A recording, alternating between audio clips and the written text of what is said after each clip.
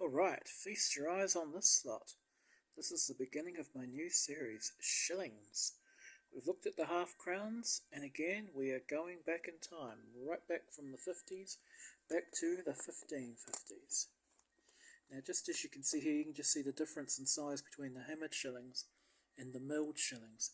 I've got them out of their packets because they're a bit easy to handle, and all of these coins are so worn that clanking them together is probably not the worst thing you could do to them.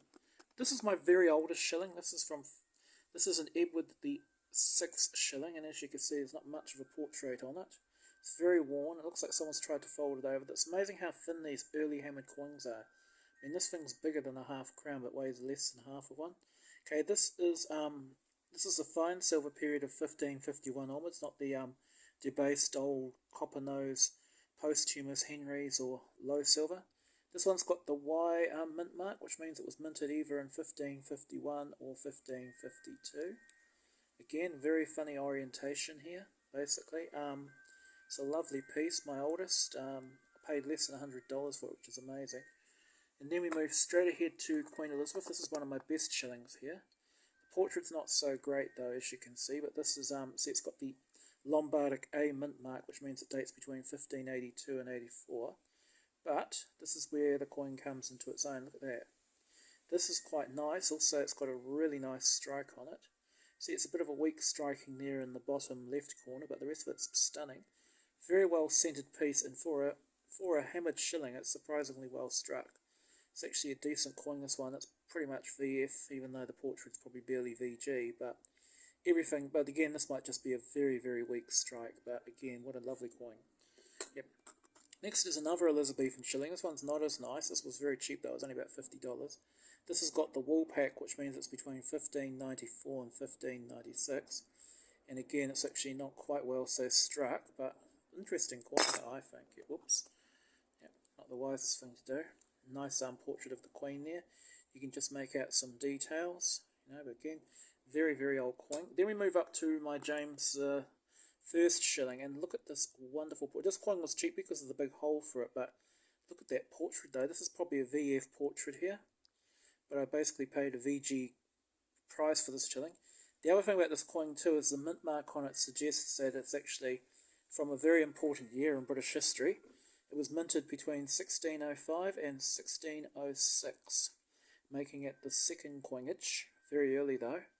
Lovely portrait there, and on the other side, not so bad either, really. Yep. Now I'm trying to think what actually gave it that mint mark. I think it's this thing up here, if I can just get this silly camera to focus. Yeah, but anyway, that's another lovely coin. You can see a slightly uneven strike there. Look at the quartering on the shield. And then we move into Charles I. I've got two shillings from this reign, and as you know, dozens were made. This is the older of the two. This is actually quite a scarce mint mark. This has got the portcullis mint mark from here it is. See there above the king's portrait. This is 1632 to 33. Just when they started showing this Van Dyck style portrait of the king. The earlier ones still showed him with the sort of 16th century ruff, like the one that James has. This is not bad. This is close to fine. Fairly good strike. And it's actually got the elaborate coat of arms. Yep. Then my second Charles coin is very blackened. This is much, much later. This is 1646 to 1648. If it gives the mint mark there, it's a theon or it's a sword thing. And this is definitely late Civil War after he'd been captured, but I think this is still Tower Mint. And given it's a Civil War era coin, even though it's worn, it's surprisingly well struck and well centered. Then, of course, we move into the milled era, and what's quite strange is I don't have any milled shillings of Charles II. So we move straight ahead to James II, and this here is a 1685 shilling of James II. If I can just get the damn thing to focus, it'd be a lot better. I'll enlarge it, see what that does. There you go. See, as you can see, there's the date on it, 1685. Right after the Battle of Sedgemoor, pretty much, at the time when he was still popular. There's the portrait of the king. Not the greatest condition, but again, extremely hard to get shillings this old, so I'm happy with it. And then finally, we have the last of my 17th century shillings. Is one of the great recoinage shillings of King William III, and this one's slightly off centre, so I think it was more about quantity rather than quality. Condition of the coin is close to fine, probably is fine, yep. And on the back, as you can see, I think this might be a provincial coin. Might actually shock you.